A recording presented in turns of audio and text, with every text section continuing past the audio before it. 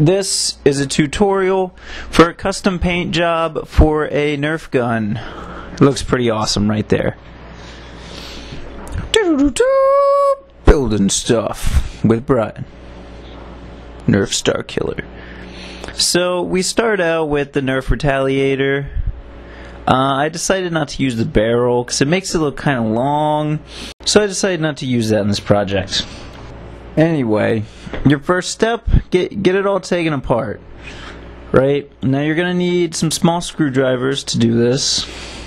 When you're taking it apart, don't lose any of the pieces. Don't lose the screws, because that really, it just ruins it when you go put it back together. It's also very important to remember how it goes back together after you get it apart. I like to periodically take pictures of my work as I'm doing it.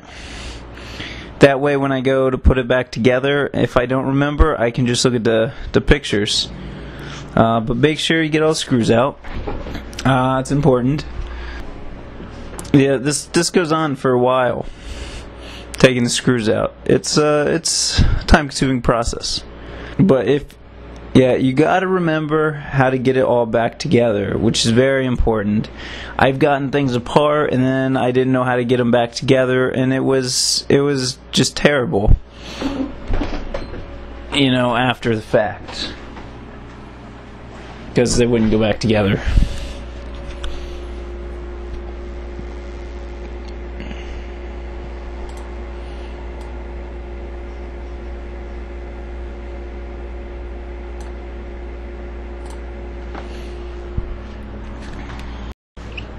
Alright, here's all the pieces that I broke it down to, showing them off. Alright, once you get it all apart, you need to sand down the pieces individually. Now, you're sanding them because Nerf likes to put a gloss coating on the plastic when it's done. Paint doesn't stick to that. So you gotta sand everything down, just real lightly, kind of get the sheen off. Now, if you choose to sand off all the logos and stuff, like I normally do, you gotta really sand them down. If you have a power sander, go ahead, use that. I don't recommend using it for the whole thing, but getting the logos off, use a power sander for it. It'll make the whole thing go a lot faster. Now, you may notice I have the tiniest vacuum in the world that I'm using on my work table. Why? Because it's funny. Look at that tiny vacuum. It's smaller than my hand. It's tiny. Tiniest vacuum ever. Alright, now once you get everything all sanded down, it's important that you wash them. So I'm using a bucket of water there, just throwing them in there, rinsing them off. Because when you sand it, it leaves all that dust and stuff you saw me vacuuming up. It's important to get all that dust off of it, otherwise that'll really ruin your paint job. Alright, now once you get them all washed, take them outside. It's important to pick a solid base coat color. I went with black. Make sure you're using a spray paint that bonds to plastic. You know, that specifically bonds to plastic. Or if it's a primer coat, which is what this black is. So yeah, make sure you get everything painted. You gotta spin it around, hit it from like all the angles, because you get spots that like it just won't soak into. Alright, so as you can see, everything's all painted, a nice solid black color here. Alright, so take your frog tape, your masking tape there, and mask out all the parts that you want to stay whatever your base color is. So in this case, I'm going to paint the gun red, so anything I want to be black, I am masking out with the masking tape. This is a time-consuming process. You know, it takes a while to get everything masked out. Make sure you do a good job. Make sure the tape is stuck down really well.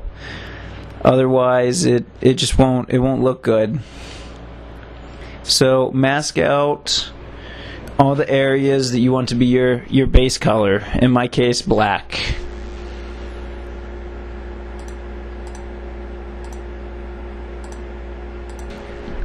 Alright, once you get everything all masked out, go out and go over it again with whatever your next color is. In my case, I went over it with red.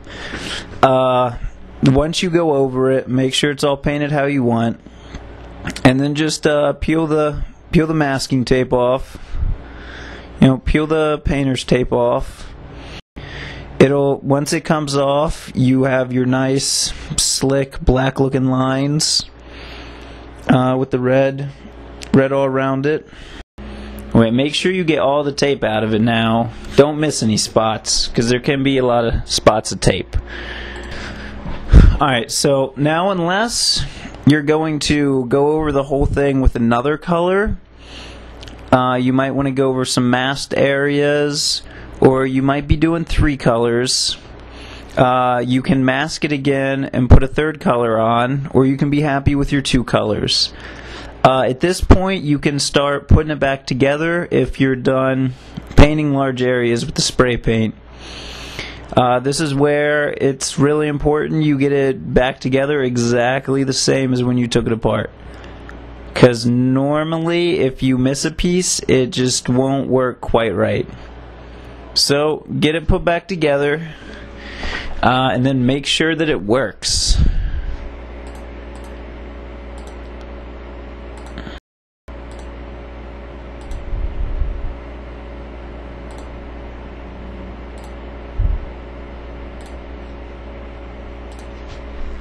Once you get it back together, make sure everything works properly.